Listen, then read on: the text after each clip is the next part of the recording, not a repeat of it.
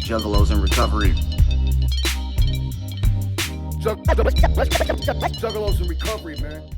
Good morning, everyone. Welcome to a fantabulous Saturday with Juggalos in Recovery.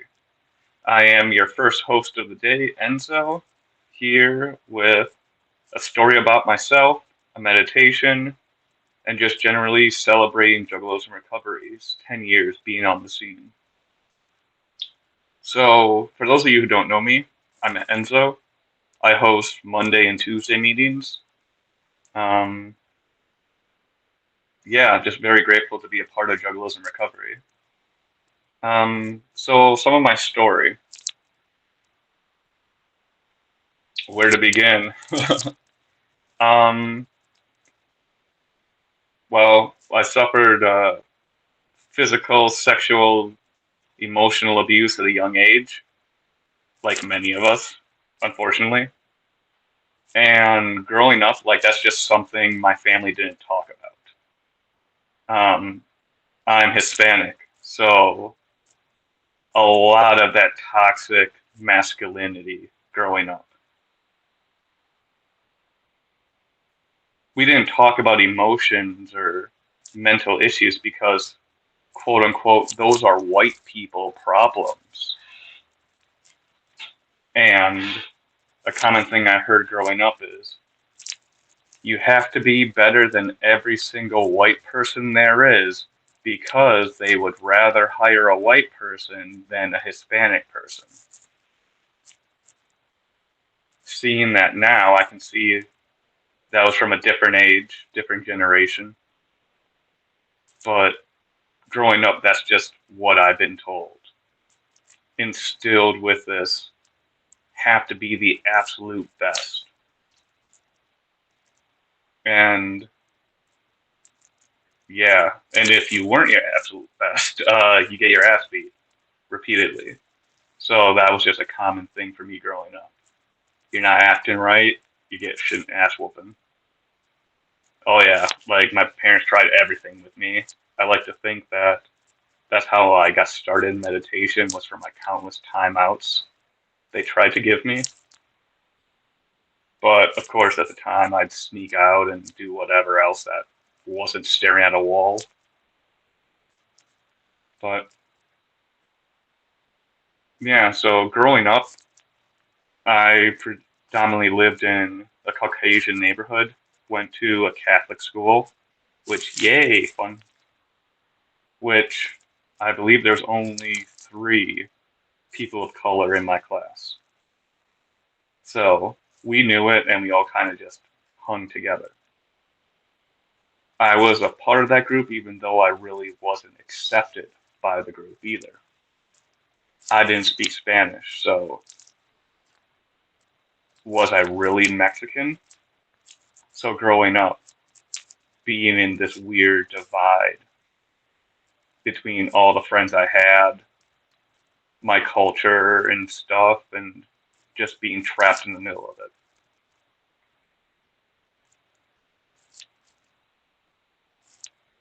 It was around fifth grade or whatever once I got introduced to ICP, the Great Malenko. And I remember there was a CD day at school, and some girl wanted to hear what I was listening to. Apparently, she didn't like it and went to cry to the teacher about it. And not saying that's when my problems began, but that's when I started becoming more noticeable of the things going on. That despite how much they preach good-heartedness, Jesus Christ, they weren't living that way. Kind of fucked up when a nun throws your books in the hall because she took a paper of yours, and when you ask for it back, gets flustered and kicks you out.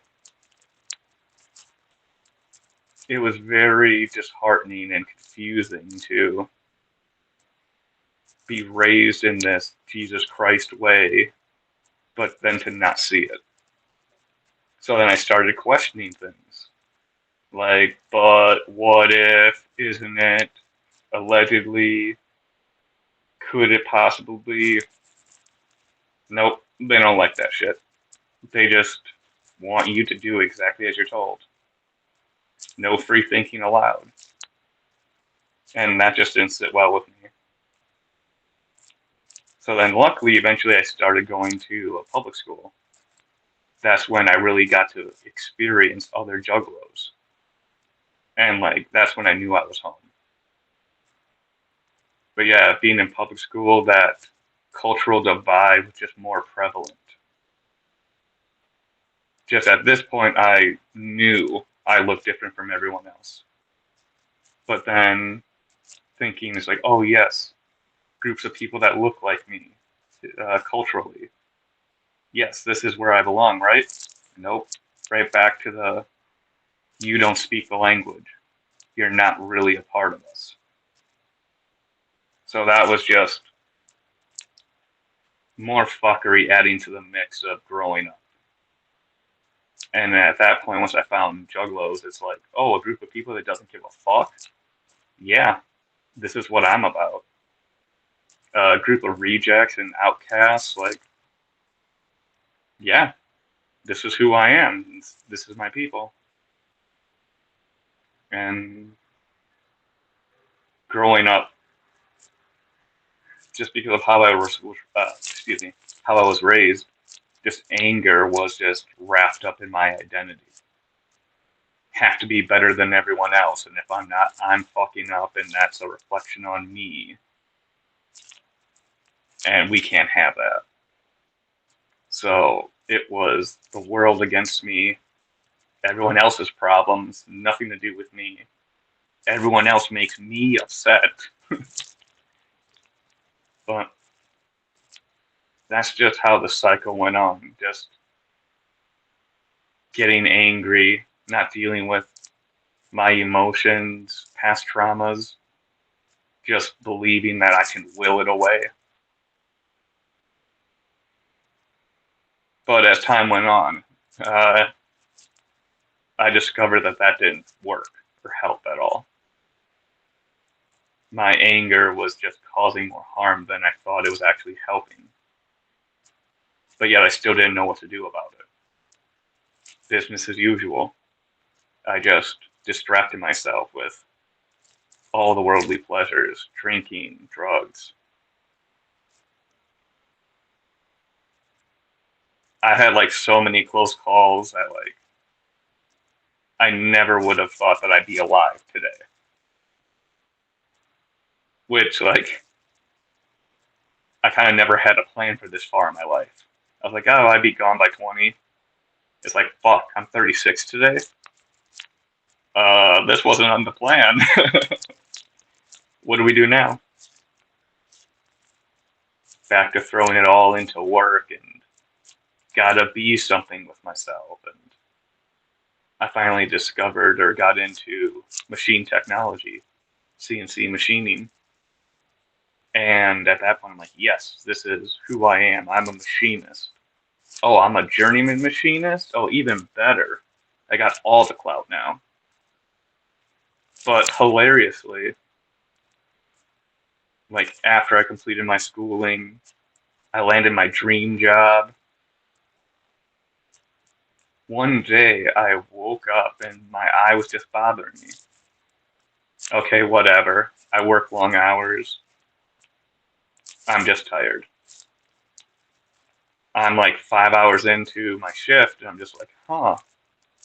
Like my vision still seems to be getting worse. And like I've been drinking coffee and Red Bulls, like man, I'm fucking tired.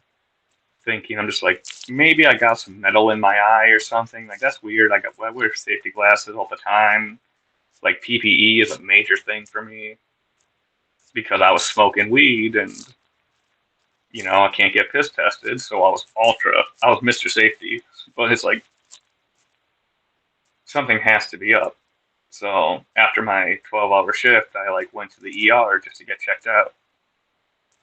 And I'm like sitting there for 5 hours and I'm just like, oh man, just get me out of here already. Like just flush my eye out, get whatever out of it, and I'll be on my way. Let me start this weekend. After like 5 hours, there was like no real answers. Just here, go see this other person to do a more in-depth analysis. See you later. It's like, okay, whatever. Get the second opinion analysis, whatever. And it gets discovered that I have multiple sclerosis and that my vision is just how it's gonna be. It's possible I might have full vision again, but not to get my hopes up. So that was around 2019 once I got diagnosed, like in September-ish. So pretty much for the whole entire rest of the year, it was just denying this doesn't exist. At this point, I was like lightly into Zen, or I at least believed I was deeper into it, and just like, oh, trying to outthink my way out of it. It's like, oh no, everything's impermanent. There is no body. There is, half truths, half thoughts, trying to form full opinions or full ways of being. And that didn't work out. I like to say that 2020 wasn't a year of hindsight for me, but a year of insight. They say things happen in threes, and I like to say that like three major life-changing events happened in 2020 for me. It was mainly the acceptance of my illness as it is, that it is a part of me, that I can't deny it anymore. At like one of my lowest times trying to gain this acceptance, I discovered that my town has a local Zen center. What? Like, thank you, universe. This is exactly what I needed. And then the third thing was like the revitalization of Morden's List. Like a game that I just fucking love so much. That got me out of my head and like into the game of life. And Morden's List came back doing shit online. And it's like, yes, look at all these beautiful things I have to keep going. It's like, yeah, I got this disease, this illness, but look how much more there is that I can still do, that I can still accomplish work towards. Like, this isn't the end for me.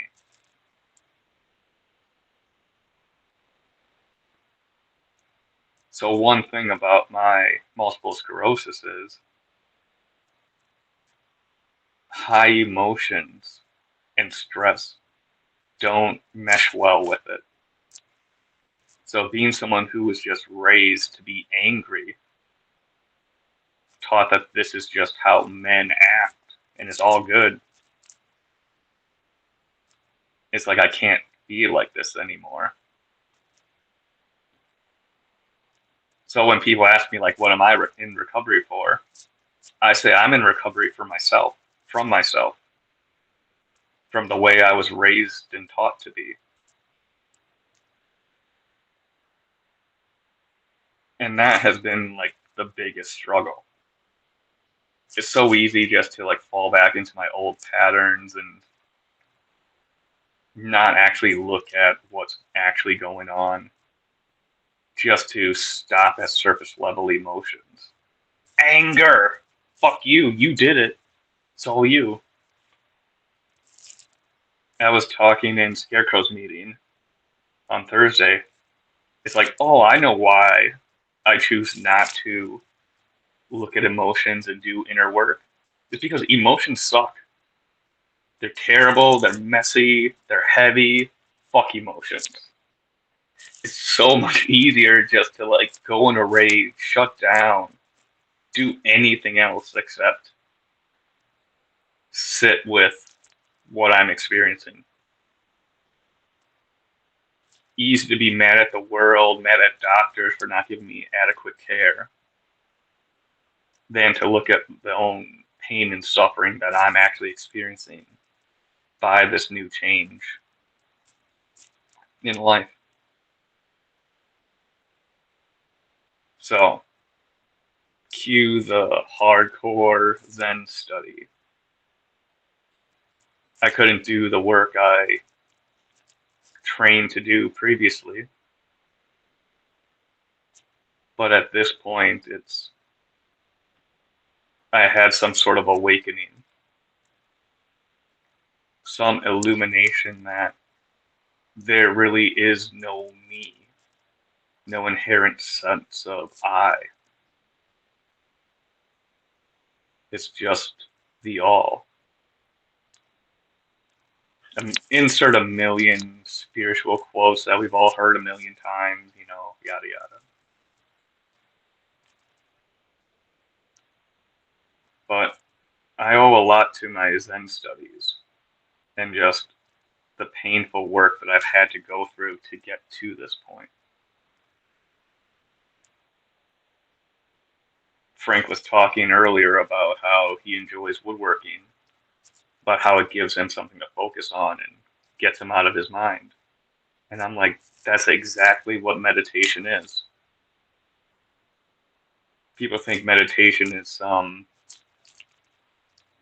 movie classic version, floating on air, fucking guru bullshit.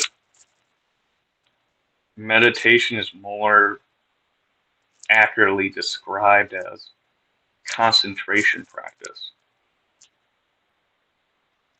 training our focus. Like in Frank's case, he's clearly paying attention to what he's doing, measuring twice or multiple times, cutting once. Sure, he could just wing it. Yeah, this looked about right. But is that the intention of what we're doing?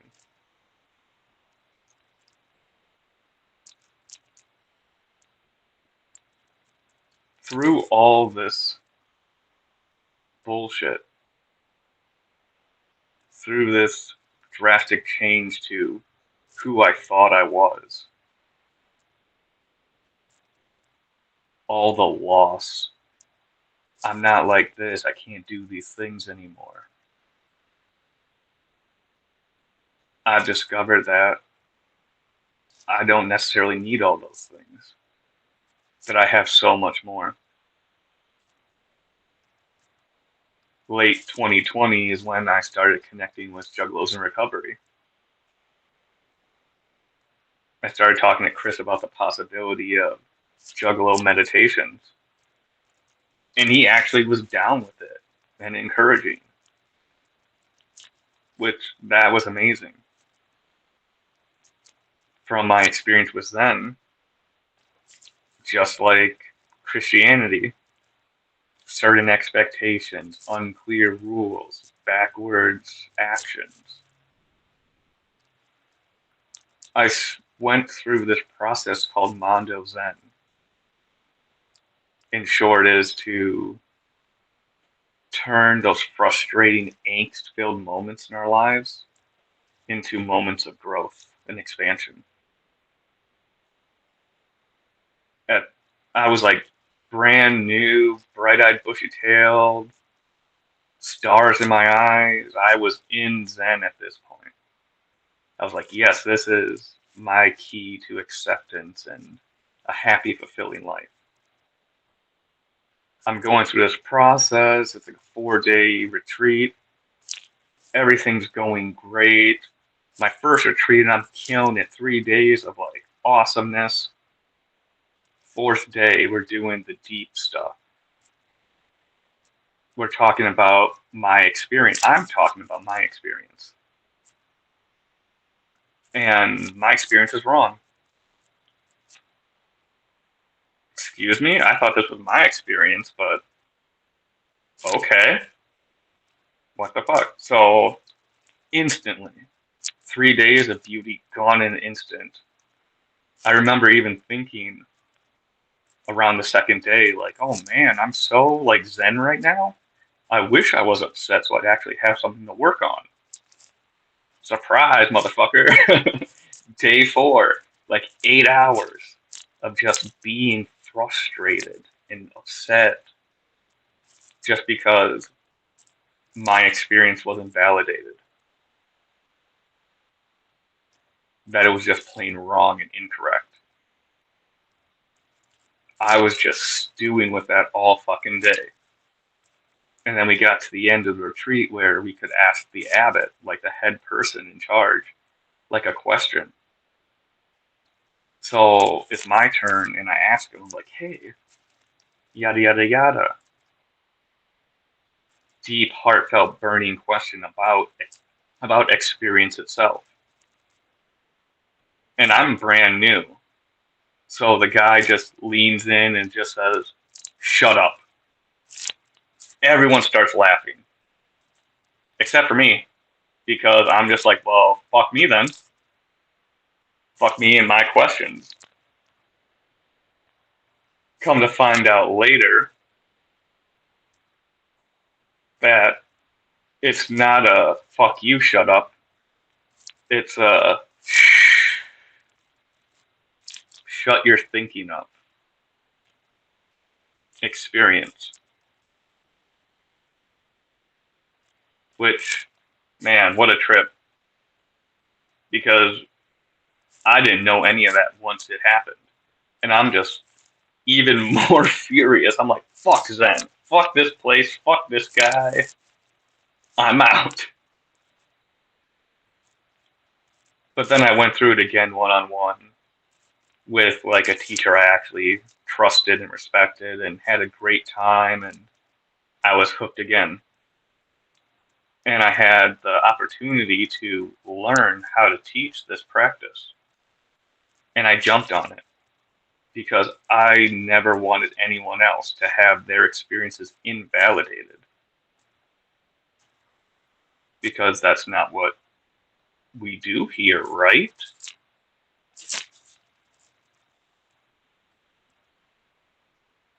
And that's when I noticed these things like, we say this, but we don't do it. What's up with that? Ah, no, no, no. Shut up. Okay, yeah, I get it. Shut up this thinking mind, but are and what next? What else? So we're just not going to do anything about it. Okay.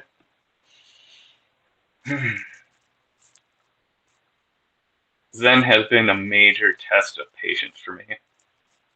I made the joke one time. It's like, man, Zen was stupid for someone who always wants to be right, who always wants to know everything. Zen is about being comfortable being wrong. What the fuck was I thinking? So that's another something I keep bumping up against is just, can I accept humbly being incorrect or inaccurate and being open enough to learn more, to make deeper connections?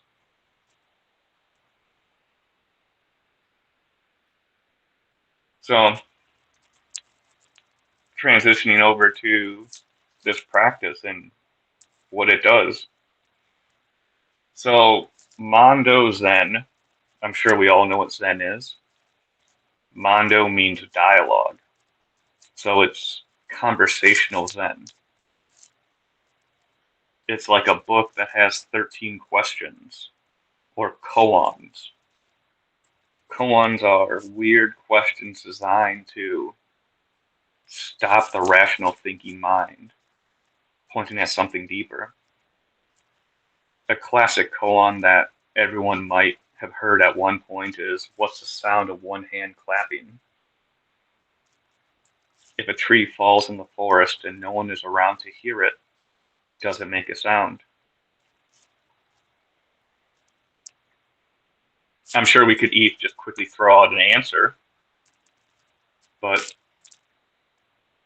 the point of this is to allow us to pause, to ponder deeper than our initial gut reaction,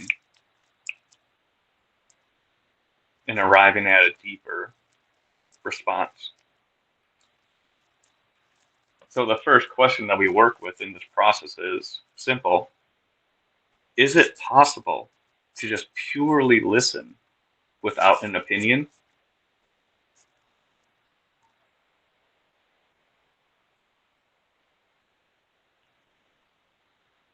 Is it possible to just purely listen without an opinion?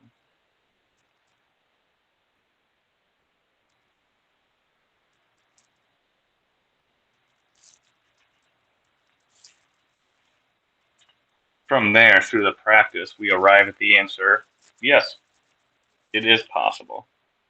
I don't know what that sound was. Someone's talking to me. Who is it? I didn't hear what they said, but I know someone is talking to me. And then it goes deeper to bring it into the body. Second question is, where is the center of this deeper listening located? From here, anyone could have any answer. Could be in their hands, could be in their head. Some people have even said that it's in their butt. That's an acceptable answer because it's true to that individual. The point of this question right here is to focus our attention more specifically inward, bringing awareness to how it feels within our body. From here, they shift the focus to the chest region. So this is where we get the term clear, deep, heart, mind. The union of these two areas. Because we need our mind to think and comprehend. But from the heart area, this is where we can feel so much more. And when we can use them together in unison, for lack of a better term or phrase, this is where enlightenment resides.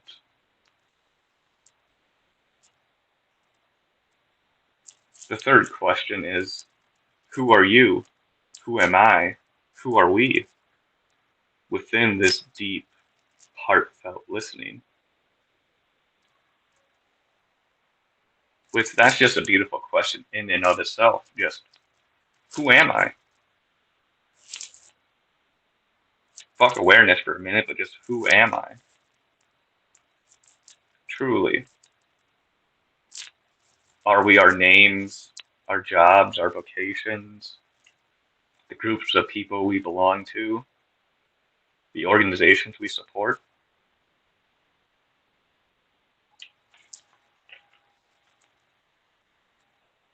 For this one, it's a taste of classic Zen frustration. You can give all the answers you want. I'm a father, I'm a man, I'm this, I'm this, I'm this, I'm this, I'm this. What else? What else? Until we arrive at, I don't know.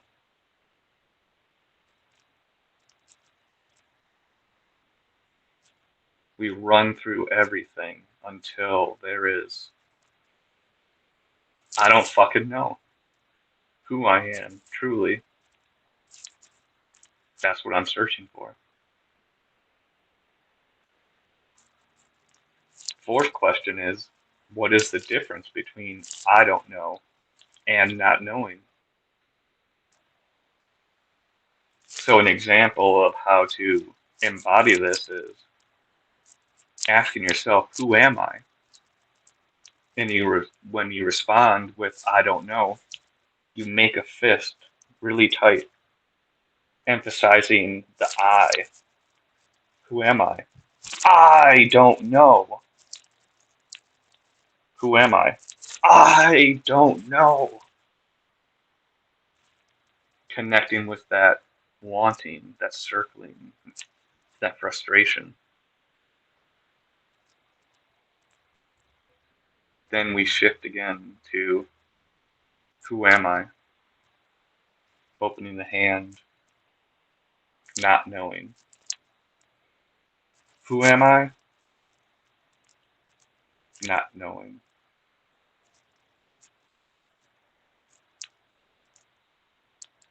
For me, in my own personal experience, just doing this right here, which that's another part of this is like, oh, what's the difference? For me, it's I can feel the tension, the contracting of the muscles in my arm as I'm making that fist, connecting with the eye.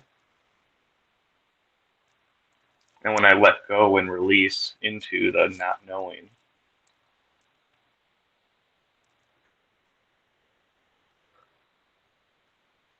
more possibilities feel present in my experience.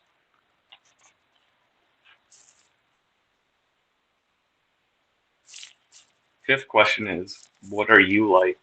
What are we like within this depth of consciousness?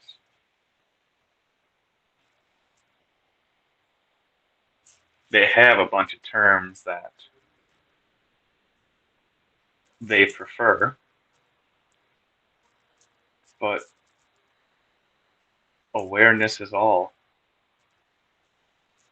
anything and everything. The words they like to use are fearless, eternal, silent, timeless, imperturbable, vast, empty, still or serene, peaceful or patient, aware.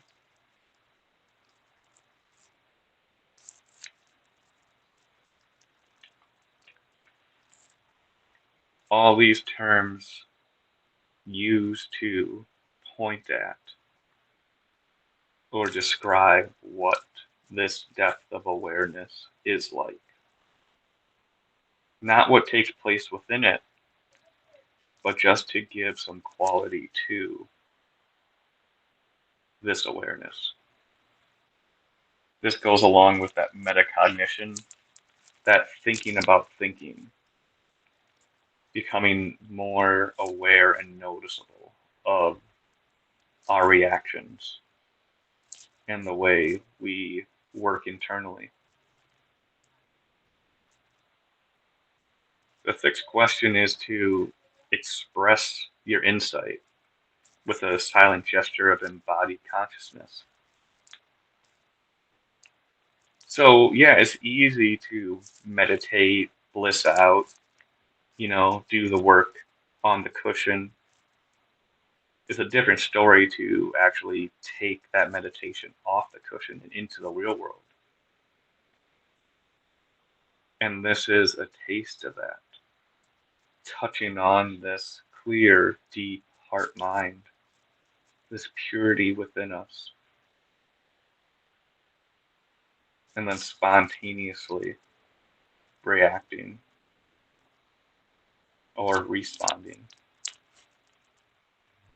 So for this, it could be something small as a little smile.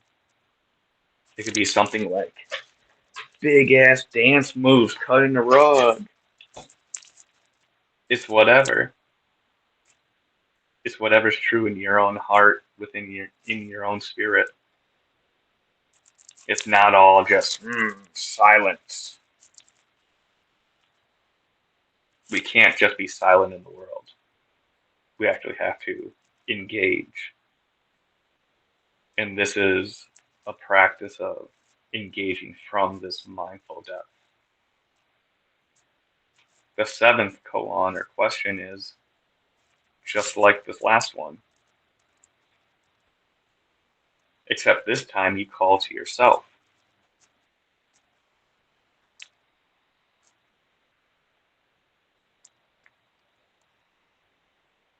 It is a practice to call yourself a Buddha, a shiny diamond, or anything awesome.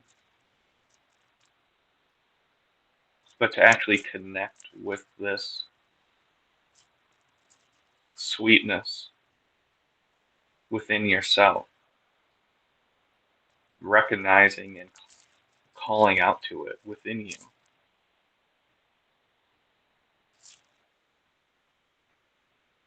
I believe that just further solidifies one's own capacity for compassion, particularly for themselves. Fuck everyone else for a minute, just inwardly. It's just always beautiful when we come into our own, claiming the goodness that we all have within us. Eighth question is, does this clear, deep heart mind come and go? Answer they're looking for is no, it doesn't come and go. Deeper question, well, with this clarity, this peace never comes and goes, what does come and go?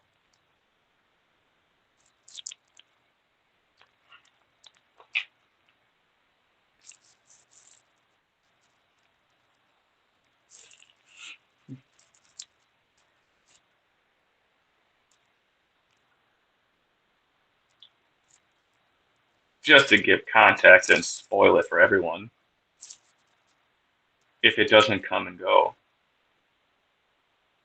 we come and go. Our awareness of this purity, this gold within all of us, comes and goes. It's always there. We just forget we have all this awesome shit right in front of us, right inside of us. Ninth question is, now that you know this, now that you've experienced this, what must you do to bring this forth right now and at any time in your daily life?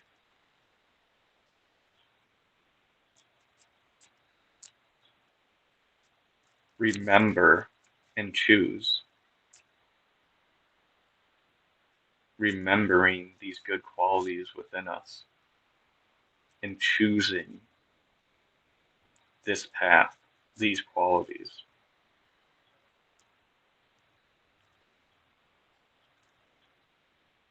Before us, there's a million opportunities and choices every single day.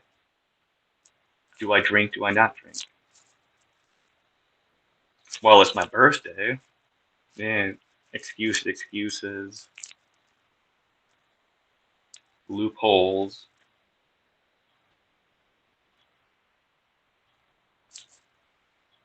But despite all the justifications I can make, deep down internally at my core, it's not appropriate. It's not skillful for me and my path that I'm trying to walk down.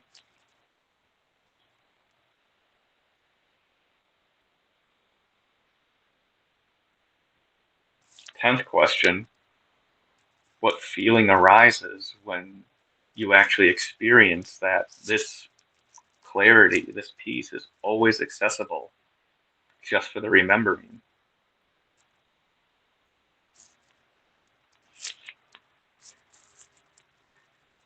It's joy. It's fucking silliness. It's laughter. It's getting the fucking joke, realizing that I've been the butt of it the whole fucking time.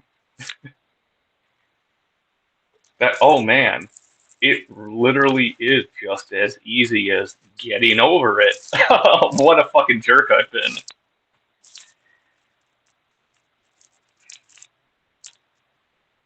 Joy of just noticing the things arising. Oh shit, I'm getting super triggered right now.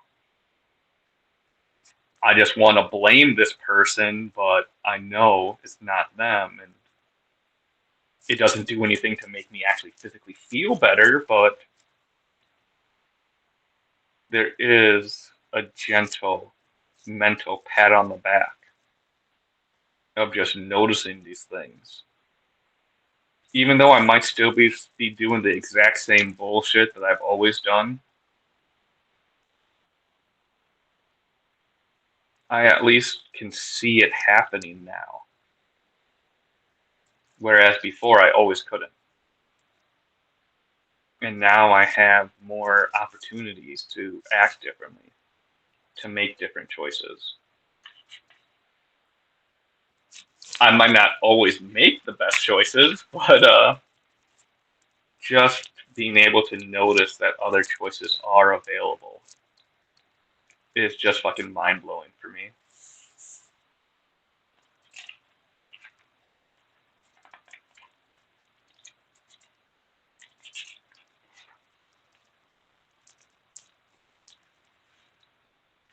The 11th question in the book is,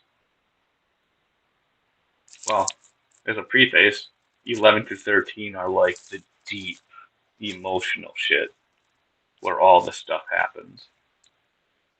So 11 is, what are the deeper feelings beneath violent anger, shame, and disconnection?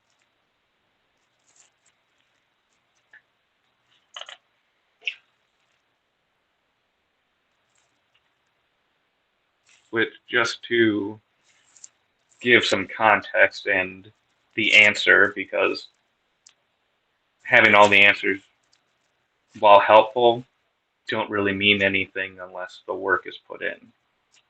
So this is just to help stack the cards in your favor. So beneath violent anger, shame, and disconnection, allegedly, is fear, sadness, and deep concern, deep caring.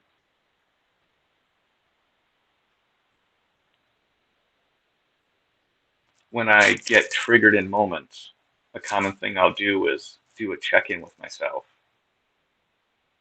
In the situation, what am I afraid of? What's sad about that? What do I really deeply care about in the situation?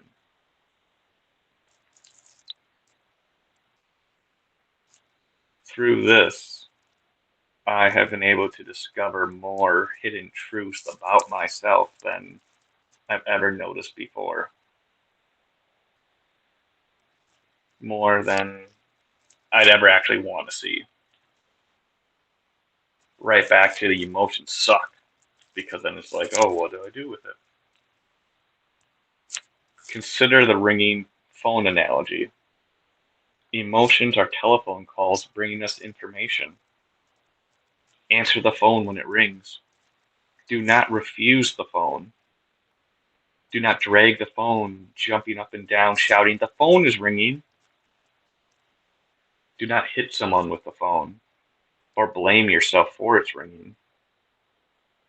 Do not run away from the phone or get so intoxicated, busy, or stressed that you cannot hear it ringing.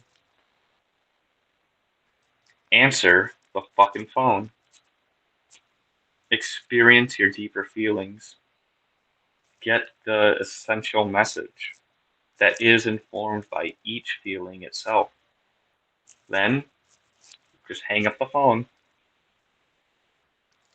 Understand that you get to choose your own response.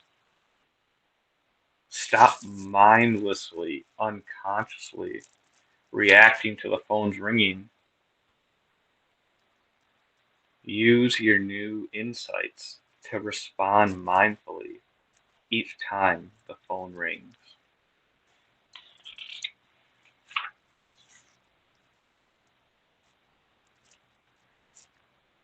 Number 12 is, now that we know these deeper emotions, can anyone make you violently angry, shame you, or make you disconnect or disassociate?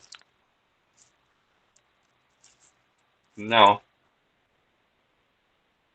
I choose. I allow it. no one else can do these things to me. While it may be triggered by them, it's not them doing it to me, but me getting wrapped up in my own stories, projecting the past into the now, experiencing it once again as if it is happening because it hasn't yet gone away.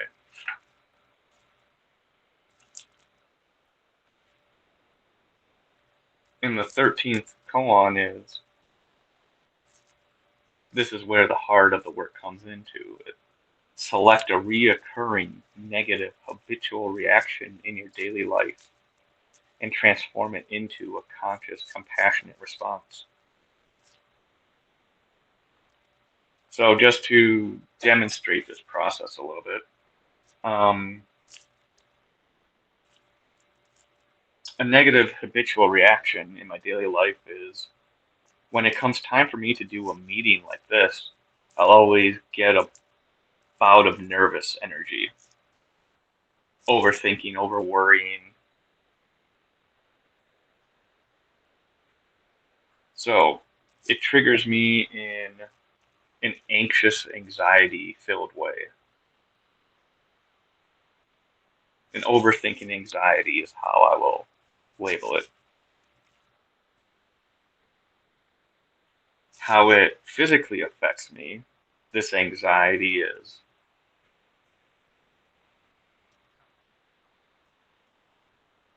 an expansion in my chest, like an increased heart rate and breathing, an impending sense of urgency.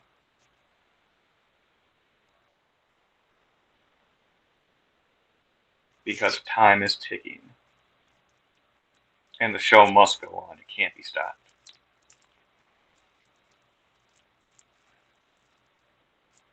When I drop into this clear, deep heart mind, asking myself,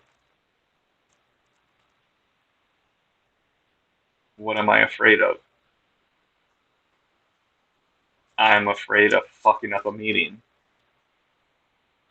or just over talking or not doing anything productive.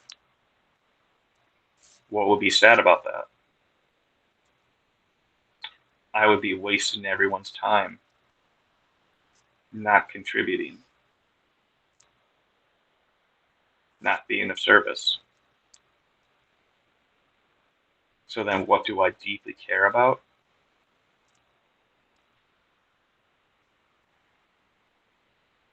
It's being in support of my community. That's why this anxiousness exists. This deep caring to provide and assist and be here for the people I love. At the surface level, fills me with anxiety, and I just know that I can easily let this run away, and then, oh my God, I'm so late. Everything's wrong. My internet connection's bad. Anything and everything can just add fuel to the fire. All because I deeply care. So in this situation, if presented with this again, oh, I have a meeting to do. I'm feeling anxious. What can I do? What could I do differently?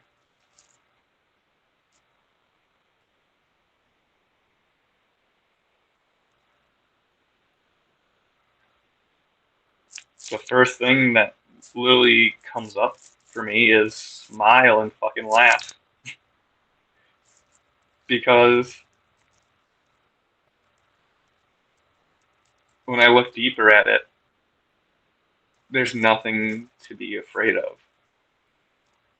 Like, I'm literally amongst my family in a safe place.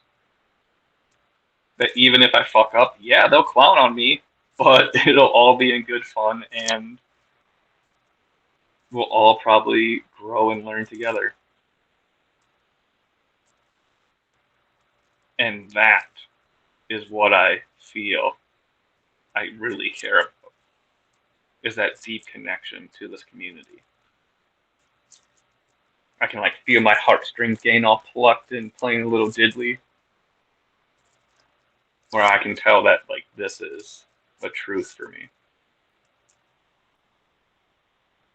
So next time I'm presented with pre-meeting nerves, it's like, what can I do? Smile and laugh. This old thing again, it'll be fine, like it always is, because it can't be any other way unless I choose to make it any other way. So that's kind of a brief overview of what the Mondo Zen process is like. Some extra things in it are what is known as, it's going to be a mouthful, so bear with me, emotion disrupting katas, or emotional katas for short. Katas like a karate kata, like a set. So basically, it's just a form or a practice to help release the physical contractions we're experiencing within our body. So for this is something we can all do together, which I will also demonstrate for you. So if you want to get up and join in, wonderful. If not, you can do it seated. This is recorded, so replay value will be there. So to begin, we would stand, feeling grounded, connected to our body. For this first one, we'd work with anger. For that, you'd envision a situation where you felt yourself getting triggered with anger. You recall this memory as clearly as you can. Once you have a sense of that, you put your fists up as if you're about to fight someone, connecting with this anger within you. Fuck you, screaming, yelling, whatever, to help connect with this anger. And after a certain point, we stop. We choose a different way. We open our hands as we push outward, silently shouting the word no. N-O, no to the response. K-N-O-W, a knowing of a deeper truth. No.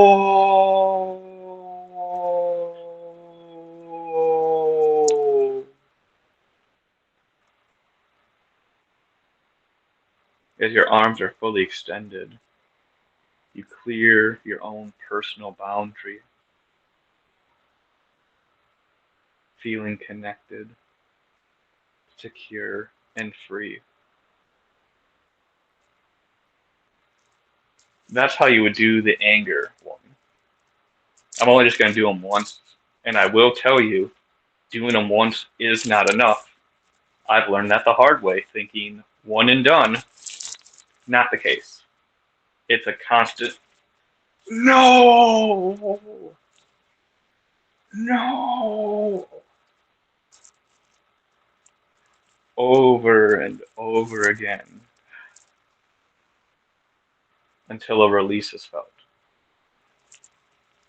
Second one is shame. For this one, they all start off the same. You begin in a standing position and you recall a memory or a time when you responded to a situation with shame. To help bring that into the body, I like to do the Charlie Brown, just like Head drooping, shoulders down, just like, oh, shucks. Everything sucks. Yeah. The world's against me. I'm terrible. With this one,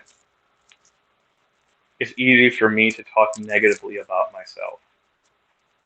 So with each negative phrase, I just get lower and lower. Oh, loser. Oh, this, that, that. Just going as low as I can, as low as I think of myself. And just like before, once we feel this connection in our body to the shame, we make a conscious choice to stop, lift ourselves up and into the present moment. Chest raised up high, proud, looking bravely into the future, unafraid. Repeating a couple times again, just no, just negativity, negativity. No.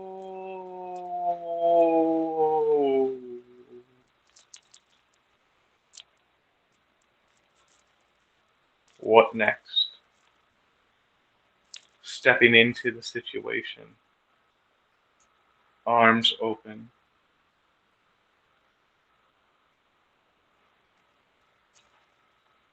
Forgot to do that with the last one, but you'll notice a pattern between them all. Disconnection, same sort of thing. Standing, recalling a moment of us just checking out, not wanting to be where we're at. Overemphasizing a movement like a, ew, gross, get away from me.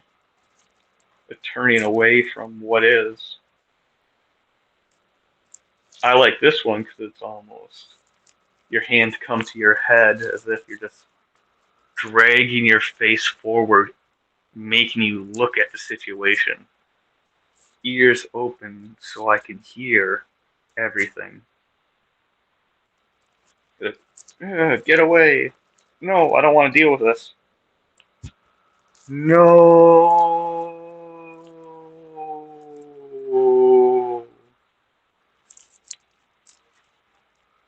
What next?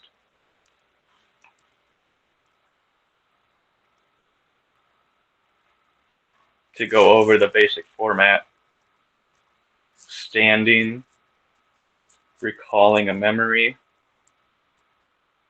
doing an exaggerated body movement to symbolize the emotion,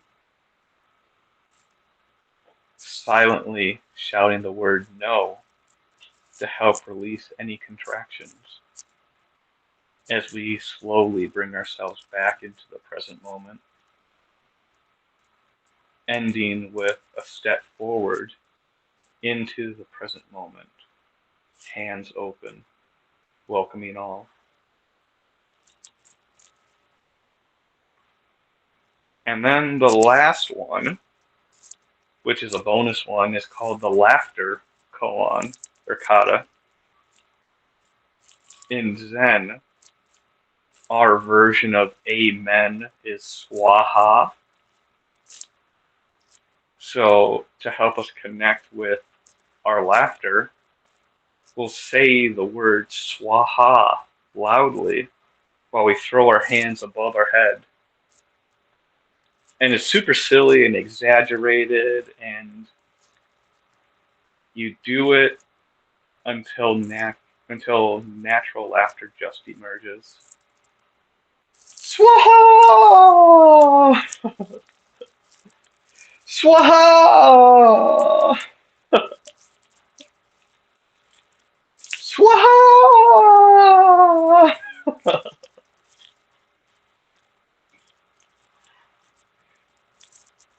Point of this one is, wouldn't it just be absolutely crazy, mind-blowing, transformative, helpful, if we responded to negative emotions with laughter.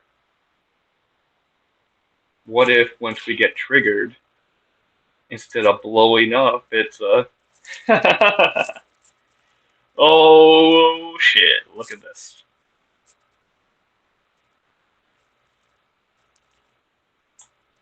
This goes back to that laughter is the best medicine. And in this case, it is a good supplement. A supplement for releasing that angst we feel when we do get triggered.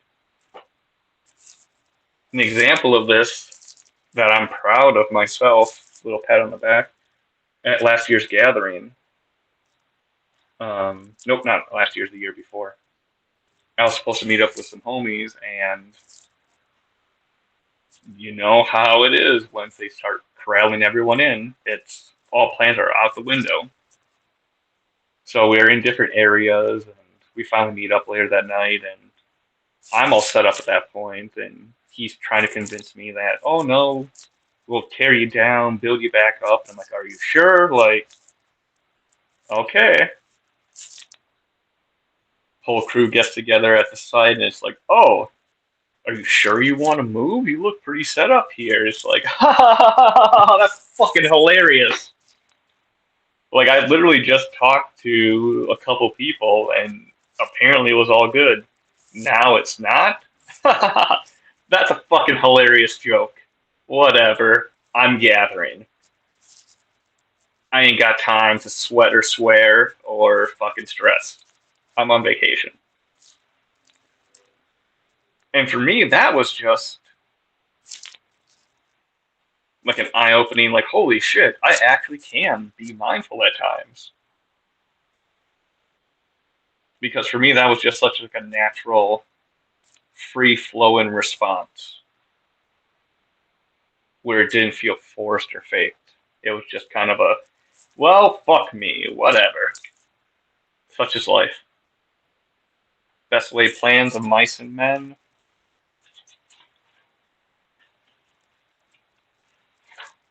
So, that is pretty much all I've got on myself and the work that I do. Is there any questions, comments, concerns that anyone has with what I said, or anything they'd like clarified before I move on to an actual meditation?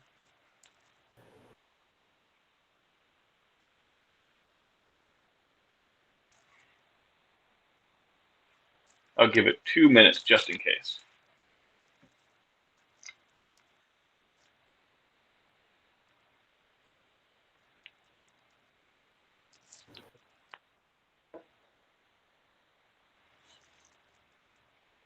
I don't have any questions, but I just noticed it is your birthday today.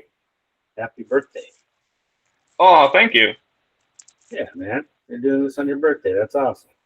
We appreciate it. Yeah, I appreciate Juggalos in Recovery. Not naming names, but there's some people here who are just amazing. And just major props to everyone in the Juggalo community who are here supporting us, even if they're not actually here and they're just like spreading awareness of the brand. It all helps. Oh, yeah. Well, thank you for being there, man. We appreciate you. Thank you, Nate. Yeah, happy birthday, man. Thank you. Happy 10 years in the game to Juggalos in Recovery. I'm going to say that every single time Woo, someone woo. wishes me a happy birthday because it's the more important thing. We are all important.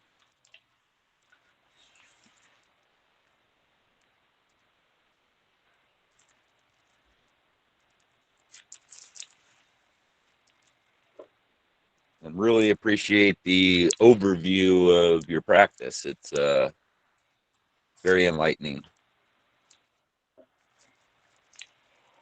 Oh, yeah, just for some more clarification since I got the time. Mondo Zen is always free. It'll always be free. If for some reason you go through this process and you feel like financially contributing, dope. But that's one thing I appreciate about this method is that it is accessible. It's not littered with hyper metaphysical Buddhist terminology. A couple thrown in here and there just to briefly paint a picture of an experience.